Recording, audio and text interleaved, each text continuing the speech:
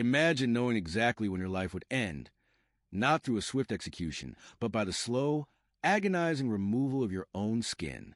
The horrific process would leave your body alive and aware, screaming in pain as pieces of flesh were torn away, leaving only raw muscle behind. And when it was over, your skin would be stretched, tanned, and used as a permanent reminder of what happens to those who betray the power of the king.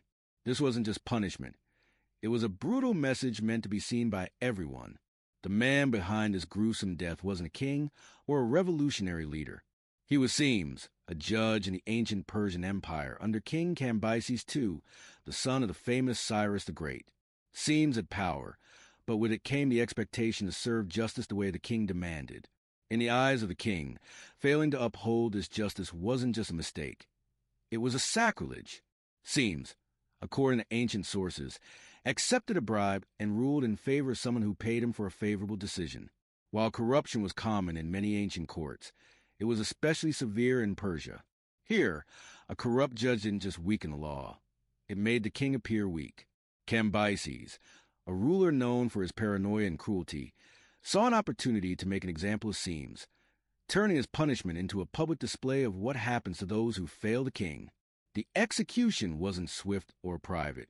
It was performed in front of an audience as a horrifying form of public theater. Cambyses didn't just order Seames's death. He planned every detail of the process to ensure it would send a chilling message.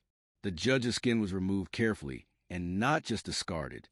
It was preserved, tanned, and eventually draped over the very chair Seames had once used to issue judgments. Cambyses ordered that Seames's son, who would replace him, be forced to sit on a chair made from his father's skin as he passed verdicts. This was more than just an execution. It was a psychological weapon.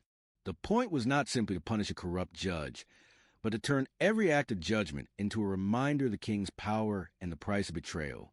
Every time Seames's son sat on that chair, he would be reminded of the consequences of failing the king as his father's skin pressed against him. In ancient Persia, executioners were trained specialists who performed these public rituals with precision. The act of flaying was not just about strength. It was about careful, almost surgical cruelty, designed to prolong suffering. The victim would be conscious throughout, trapped in a state of continuous, excruciating pain. The entire process could last hours, with executioners taking their time to keep the victim alive for as long as possible to make sure the spectacle would have maximum effect. The victim's screams were not incidental. They were part of performance. After the flaying, the skin was preserved as an artifact of fear. It was not done out of respect for the dead, but as a tool for deterrence. This wasn't just a punishment. It was a way of creating a legacy of fear. The throne, now made from Seames's skin, became a symbol of the king's unyielding authority. Every time the new judge sat to rule, he would literally sit on his father's flesh, a constant reminder of the king's power. The horror of this execution wasn't just in the death of one man. It was in how it turned his death into a spectacle meant to control and terrify everyone in the empire. The king's message was clear. No one, not even a judge, was above the king's wrath. The body itself could be used to enforce obedience. In a way, this is similar to how some modern totalitarian regimes use punishment and execution to desensitize the public and keep them in line. But flaying goes even further, turning the body into a symbol of state control. Seames's execution is still remembered today, often depicted in art, showing the king's grotesque punishment as a tool of power. What made Cambyses' rule truly terrifying was how he turned the act of punishment into a form of social conditioning. Every day, Seames's son would sit on his father's skin, constantly reminded of the price of disloyalty. He wasn't just carrying out the king's will. He was an instrument of the king's cruelty, locked in a position where his every action was a reminder of his own father's brutal fate. This was not justice. This was power maintained through fear. And for those who lived under Cambyses' rule, the message was clear. The king's was absolute, and failure to obey would leave a permanent mark on both body and soul. The transformation of a once powerful official into an object, his skin removed, preserved, and turned into a throne, was not just an execution. It was a tool of fear. It stripped Seames of his identity, turning him from a man into a symbol of what happens to those who betray the king's justice. We don't have much information about Seames's son, Otane. There are no letters, journals, or poems about him. His role in history is almost irrelevant because his job wasn't to govern. It was simply to exist as a reminder of his father's punishment. The ancient Persians understood that fear could linger, and what better way to keep terror alive than by turning it into furniture? In many cases, we think of execution as a final judgment. But in oppressive systems, death is just the beginning of a larger story. The body becomes a tool, the blood becomes a story, and the message, obey or you'll meet the same fate, is carved into our memories. This tactic didn't end with the Persians. Throughout history, governments have turned the remains of the disobedient into public displays. In medieval England, traitors' heads were mounted on bridges. In ancient Rome, bodies were left on display for days. And in 16th century France, the body of a Huguenot leader was repeatedly mutilated after his death. But Flayed was different. It didn't just kill, it erased identity. It turned a person into something else. When Cambyses ordered seams of skin to be made into a throne covering, it wasn't just about punishing one corrupt judge. It was about demonstrating the nature of power, that the body of the state must remain pure, and anyone who threatens that will be stripped away.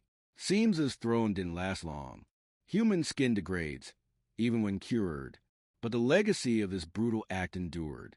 Artists in later centuries, like Gerard David, revived the image of Seams's flaying, often in chilling detail. David's famous 15th century painting, The Judgment of Cambyses, shows the moment of Seams's skin being torn from his body and his son, Otun's, seated on the throne made of that very skin. It wasn't just a gruesome picture, it was a message. It was meant to remind judges in Bruges to rule fairly or face the same fate. This transformation of a Persian execution into a medieval warning highlights how power uses violence as a tool for control. The image of Seams's fate, once seen in ancient Persia, became a tool of civic discipline. What had once been an act of terror by a king became a way for a city to keep its officials in line. But the power of fear didn't stop there. Over time, Seams's story didn't just fade away. It was cited in literature, sermons, and legal debates, used to justify harsh punishments or emphasize the sanctity of law. What's chilling is that the original event, the flaying of a man alive, wasn't questioned. It was accepted, normalized. The cruelty had become instructive. The evolution of this story shows how violence, when repeated, can be reinterpreted and accepted as part of the culture. Take the Colosseum in Rome, once a site for brutal public executions, now a major tourist attraction. Or the Tower of London, where royal blood was once spilled, now a place of family-friendly tours. Power, when threatened, will always reach for stories like Seams's, not because they believe in them, but because they know the public will. What makes Seams's story so dangerous is not just its brutality. It's how it teaches rulers to embed fear into the fabric of power. His execution wasn't simply about punishing one man. It was about creating a lasting memory that would haunt anyone in power for centuries. And it worked. Seams's mistake was ordinary. He took a bribe. But the punishment was disproportionate, meant to turn him into a symbol. His body became a message, a tool of state violence to instill fear. This story isn't just about justice. It's about regimes using fear to maintain control. Justice becomes performance, not fairness. The logic of power remains the same. Fear is used to govern. Seams's story is a warning, how fear and memory shape power, still relevant today.